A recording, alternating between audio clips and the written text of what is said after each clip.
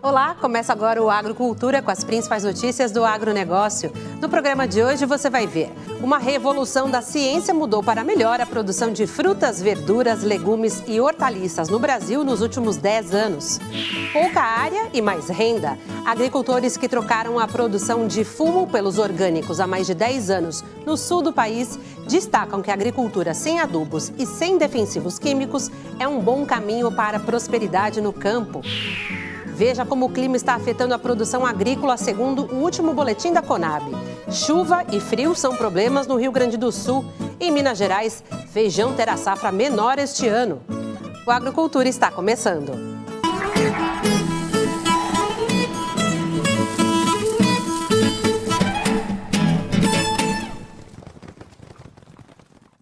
O cultivo de orgânicos ganha força e atrai produtores de outras culturas. Em Santa Catarina, agricultor que trocou o fumo pelos orgânicos há mais de 10 anos não se arrepende da opção e destaca as vantagens da agricultura que não usa adubos e nem defensivos químicos.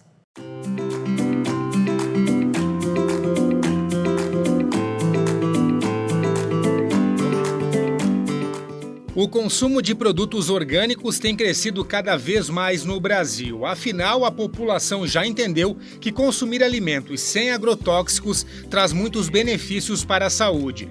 E para mostrar um pouco mais desse trabalho, nós fomos até a comunidade de Fazenda Viana, em Pouso Redondo, na propriedade do Dilson.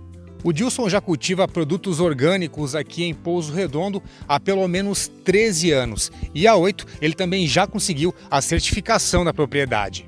O Dilson trabalhava com o cultivo de fumo, mas ele conta que queria mesmo produzir alimentos. Por isso foi atrás de conhecimento sobre a produção de orgânicos. Desde pequenininho, quando veio a Revolução Verde, que começava... A gente não tinha o conhecimento, né? Nem meus pais não tinham também, né? E eu tinha sempre para mim que um dia ainda eu queria produzir alimento, eu não queria produzir fumo, né? Nada contra quem produz fumo, né? Mas eu queria produzir alimento para poder alimentar as pessoas, né? E daí eu consegui há 20 e poucos anos, 21 anos atrás, comprar esse terreno aqui, né? E daí em 2013 a gente teve um evento com várias entidades, EPAGRE, Cresol, a Universidade, Instituto Federal. Fizemos várias entidades e trouxemos um colombiano chamado Jairo Restrepo, que ele deu um curso para nós, né? E aquilo me abriu muita mente, assim, né? Das possibilidades que você poderia... E como o acesso ao conhecimento transforma as pessoas, né? Através das formas de manejo e produtos que podem ser utilizados na lavoura, o Dilson cultiva alimentos sem agrotóxicos e de maneira sustentável. Faço um mix de tudo aqui, né? Eu uso um pouco do biodinâmico, da permacultura, né? Da agricultura regenerativa, né? Por exemplo, aqui já faz 4 anos que eu não uso nada de adubação de solo, né? Há épocas atrás até usei um pouco de bocache, né? Mas já faz 4 anos que eu uso só o manejo da própria palhada que cresce no meio do pomar. Claro que eu implementei aqui elas também especificamente, eu plantei gramínea, plantei uma leguminosa, que é o amendoim forrageiro para fonte de nitrogênio, né? E também eu observei que ao longo do tempo com esse manejo, a minha matéria orgânica tinha 1,7, quando eu plantei ela já estava ali próxima de 4, né? E quando você aumenta a matéria orgânica, a própria biologia, né? Ela consegue disponibilizar isso para a planta, né? Essa interação biológica, né? Na propriedade são vários produtos, como o alface e também os morangos, nessa área de cerca de 2.000 metros quadrados. E toda a produção já tem venda garantida. O morango está indo para o 6º ano que eu estou plantando, né? Daí a gente tem parceria aqui com o mercado sertanejo e o mercado Mandarim. E também vai para merenda escolar, vai para padarias, vai na venda direta também, vem pessoas que vêm aqui comprar também, né? E a produção de tangerinas também tem ajudado na renda. Nessa área de pouco mais de 2 hectares, o Dilson deve colher cerca de 120 toneladas, principalmente da variedade Pocã. Aqui eu tenho praticamente 90% é Pocã, né? Pocã, então ela produz do final de abril até, para a nossa região aqui, é final de junho, ela está terminando já, né? A variedade que eu planto. Existem variedades que ele consegue antecipar e outras já que nem a Pocã Gold, que ela produz um pouco mais tarde também, né? Eu tenho a Okitsu, essa Okitsu ela começa a produzir em mês de março. E daí eu tenho também aqui a Clemenulis, né? Que é uma variedade que ela é muito produzida na Espanha, na Itália, né? E também aqui na Argentina e no Uruguai, né? E a produção de tangerina orgânica também já tem destino. Ele é bem diversificado, né? Até pela produção que ela está dando, né, a merenda escolar consome uma parte, né? E para isso eu tenho parceria com cooperativas, eu sou sócio e conselheiro da cooperativa Cooperfave, me ajuda muito, né? A Cooper Planalto, que é da região serrana, a Ecoserra, a Cooperfrem, que daí eles têm as regiões deles onde é que eles fornecem, né? Então a gente se ajuda mutuamente aí. E o objetivo é aumentar ainda mais a produção. E eu tenho mais 3.000 pés, que ela está com 2 anos e meio, que a partir do ano que vem já começa a dar produção também. E é por tudo isso que o Dilson garante que a produção de orgânicos pode ser uma boa opção para a região do Alto Vale. A gente vê a experiência bem legal, assim, de pessoas que tiveram persistência e estão no orgânico, estão tendo boa renda, tá? Bons exemplos de pessoas que começaram, hoje está lá com a família, já tem uma agroindústria que processa, né? Mas assim, é totalmente viável, né? Os consumidores são muito conscientes. O que é preciso é sempre buscar informações e conhecer as linhas de crédito que estão disponíveis para os agricultores. Tem linhas de financiamento com subsídio tanto do governo federal na linha, né? Juros ali de 2,5%, né? A 3%. 3% para investimento, para custeio. E ainda tem um subsídio aqui do programa do governo do estado, feito através da IPAGRE, que é até R$100 mil, né? Você tem um subsídio na taxa de juro ali, né? Então assim, ó, a minha propriedade também tem recursos públicos investido aqui para incentivar e a gente utilizou ele para poder potencializar a produção e também a estrutura produtiva, né?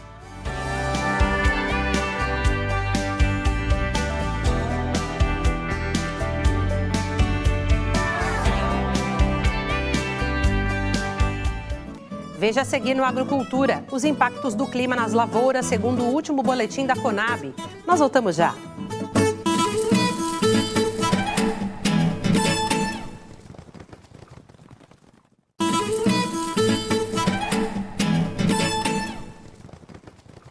Confira agora as principais notícias do campo. Vamos conhecer os efeitos do clima nas lavouras, segundo o último boletim da Conab. Aqui no Rio Grande do Sul, as chuvas intensas e o frio dos últimos dias têm causado transtornos no campo gaúcho, com volumes acima de 250 milímetros. Lavouras recém-plantadas de trigo, aveia e cevada foram afetadas por alagamentos, erosão e perda de sementes. O plantio da safra de inverno está atrasado. Apenas 39% da área de trigo foi semeada e pode haver necessidade de replantio. A umidade também atrapalha a colheita de milho e favorece a proliferação de fungos. Veja agora os efeitos do clima nos outros 2 estados com a repórter Ellen Andrade. Pois é, Charles. No Paraná e em Santa Catarina, o desempenho das culturas é considerado positivo, mesmo com alguns atrasos provocados pelo excesso de umidade em regiões pontuais. No Paraná, as chuvas regulares e bem distribuídas beneficiaram o milho segunda safra, especialmente nas fases de floração e enchimento de grãos. Com a redução das precipitações, os grãos começaram a perder a umidade naturalmente, favorecendo o avanço da colheita em diversas regiões. Em Santa Catarina, mesmo com o tempo chuvoso, os dados por satélite indicam que o milho se desenvolveu bem. O índice de vegetação está acima da média das safras anteriores, sinalizando lavouras saudáveis e bom potencial produtivo. Já para o trigo, o cenário também é promissor. No Paraná, a maior parte da área prevista já foi semeada. Em Santa Catarina, o plantio começou de forma mais lenta por conta das chuvas, que atrasaram os trabalhos de campo. Mesmo assim, as áreas já implantadas apresentam bom desenvolvimento inicial. Apesar dos desafios pontuais, podemos perceber que no Paraná e em Santa Catarina, a produção de milho e trigo seguem firmes, com boas expectativas para a safra.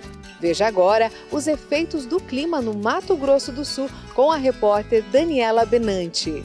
Olha só, Ellen, aqui em Mato Grosso do Sul, as baixas temperaturas no final de junho, incluindo a ocorrência de geadas, reduziram o avanço na colheita do milho segunda safra, principalmente na região sudoeste do estado.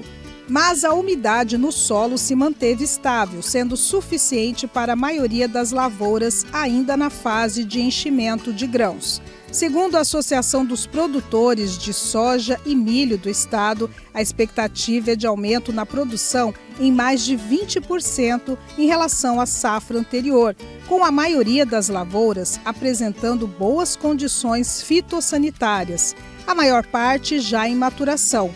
Sobre a safra de algodão, as condições climáticas favoreceram o início da colheita na região central, mas a queda nas temperaturas ocasionou a suspensão temporária das atividades em campo, o que impactou o ritmo de colheita.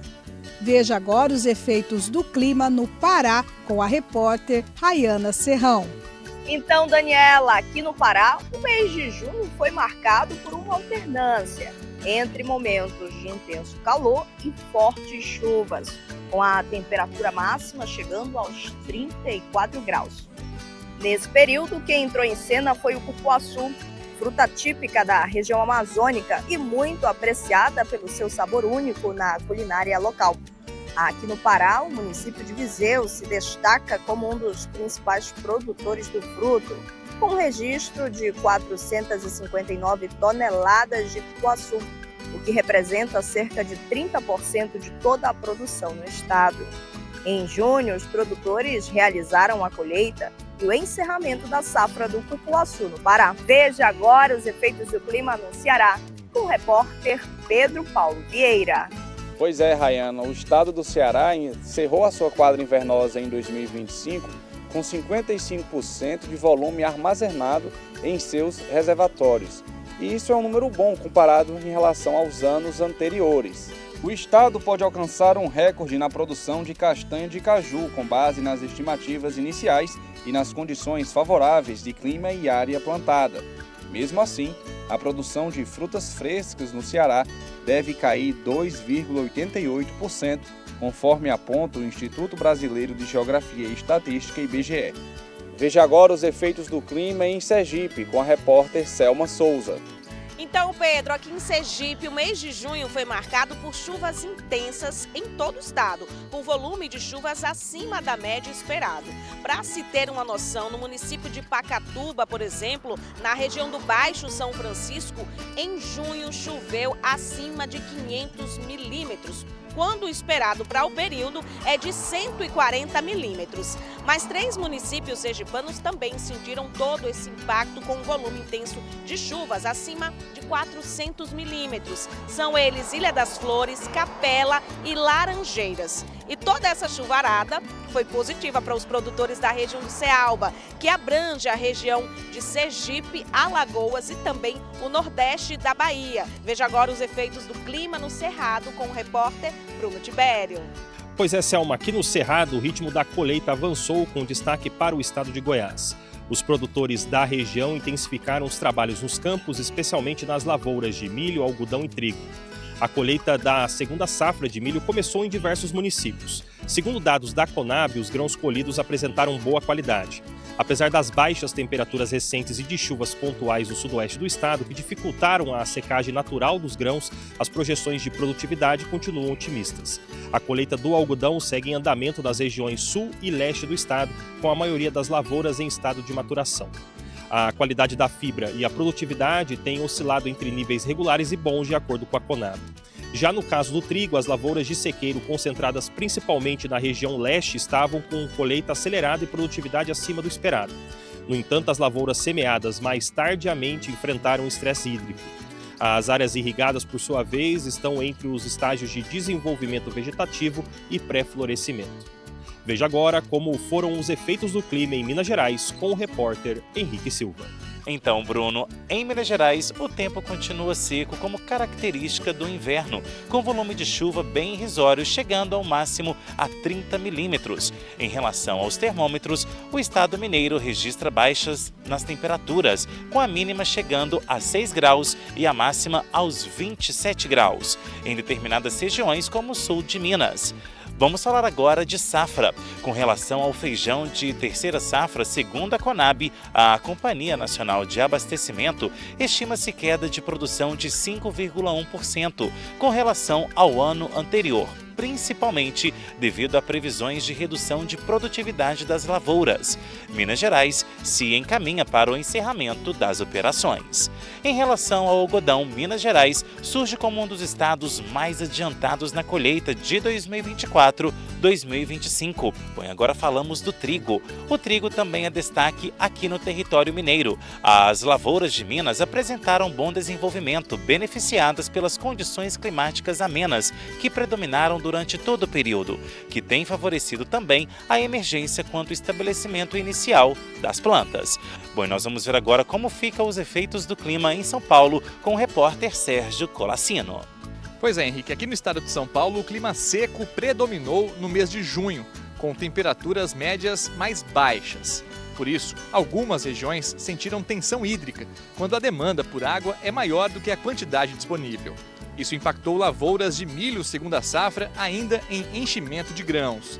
Nas principais regiões produtoras, no entanto, o clima tem sido favorável, o que deve contribuir para o aumento da produção total de milho no estado, estimada em mais de 4 milhões de toneladas, alta de 12,7% em relação à safra anterior. Por outro lado, foram registradas leves reduções nas projeções para algodão, feijão e trigo. O algodão deve apresentar o maior recuo entre os cultivos de verão. A produção do caroço está estimada em 16.500 toneladas, queda de 22,5%. Veja agora outras notícias do campo.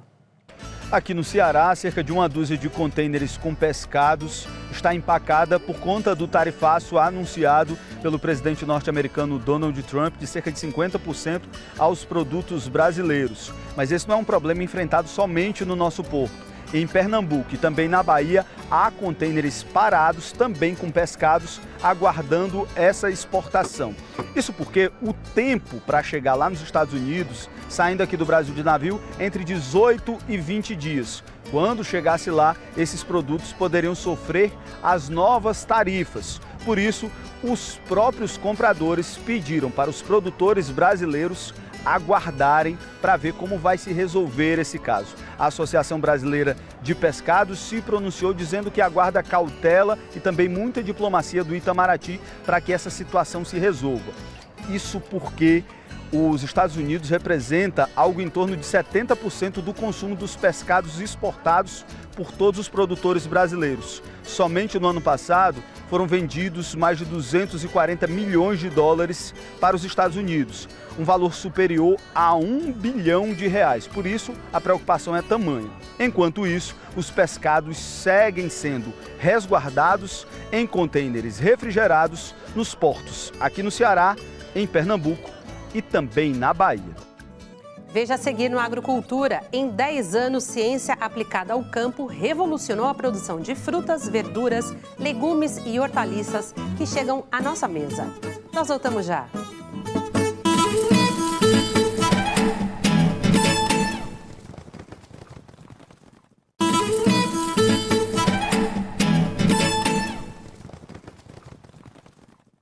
A ciência vem revolucionando a forma como frutas, verduras e legumes chegam à nossa mesa. Do laboratório ao campo, tecnologias garantem mais produtividade e alimentos de qualidade. No Brasil, o hortifruti é força que alimenta, gera renda e move o agronegócio. Como mostra pra gente o repórter Bruno Faustino.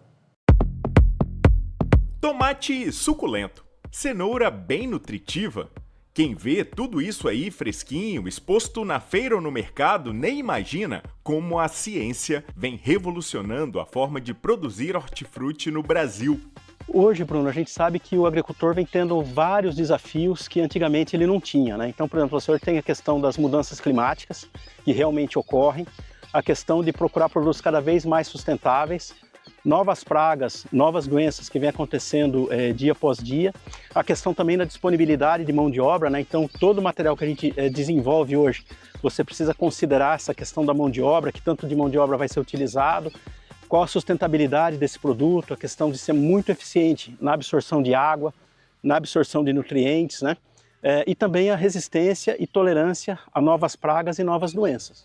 O Brasil é hoje o terceiro maior produtor de HF do mundo. Daí a importância do hortifruti para o agronegócio do país. E 16% de toda a mão de obra do agro está ligada ao HF. E para melhorar ainda mais o que chega na nossa casa, novos centros de pesquisa, como este no interior de São Paulo, não param de surgir.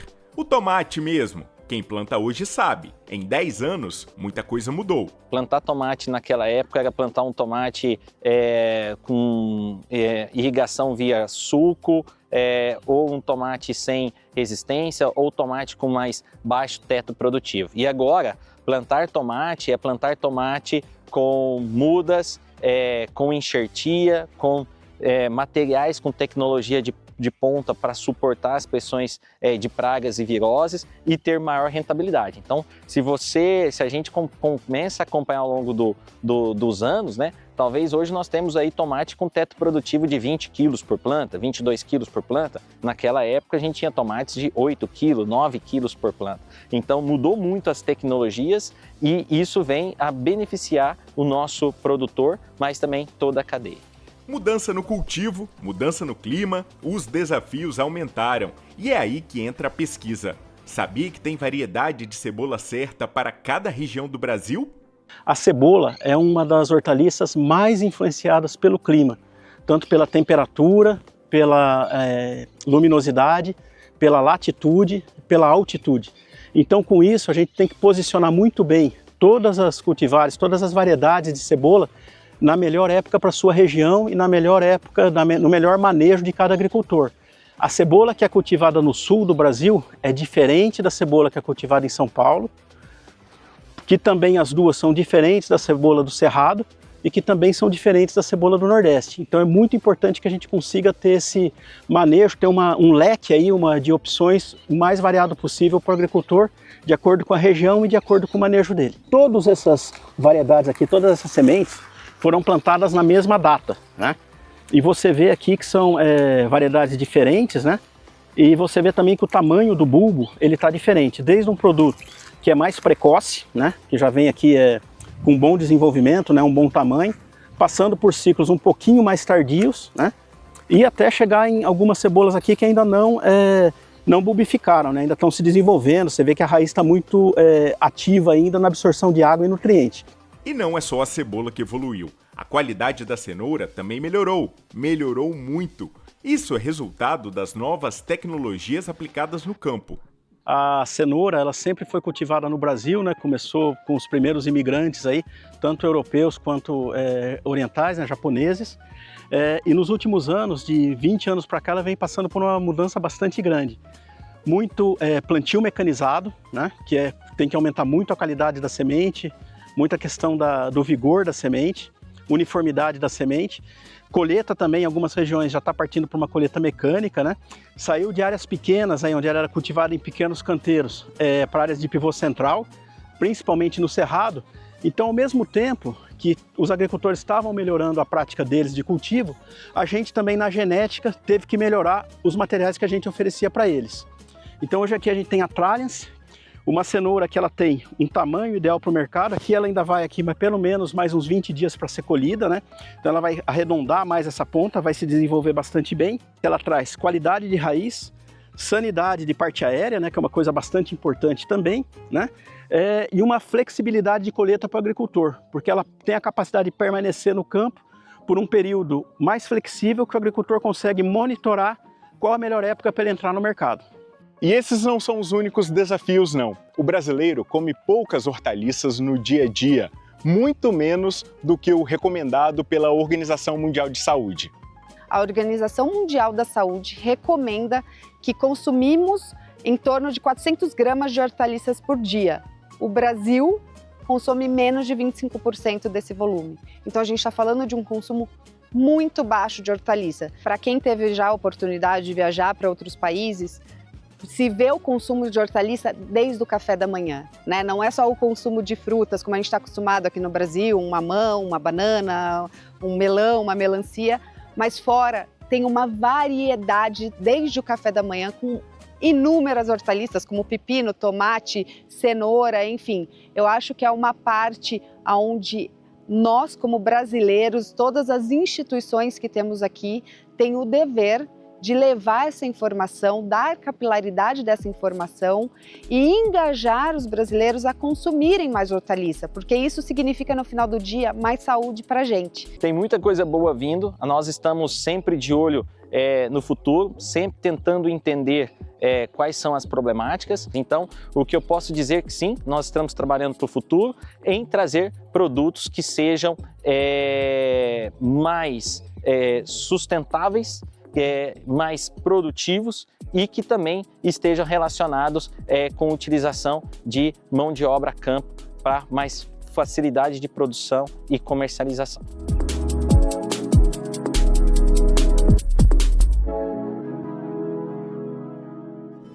O Agricultura de hoje termina aqui. Obrigada pela sua companhia e até o próximo domingo às 10 horas da manhã. Uma ótima semana para todos.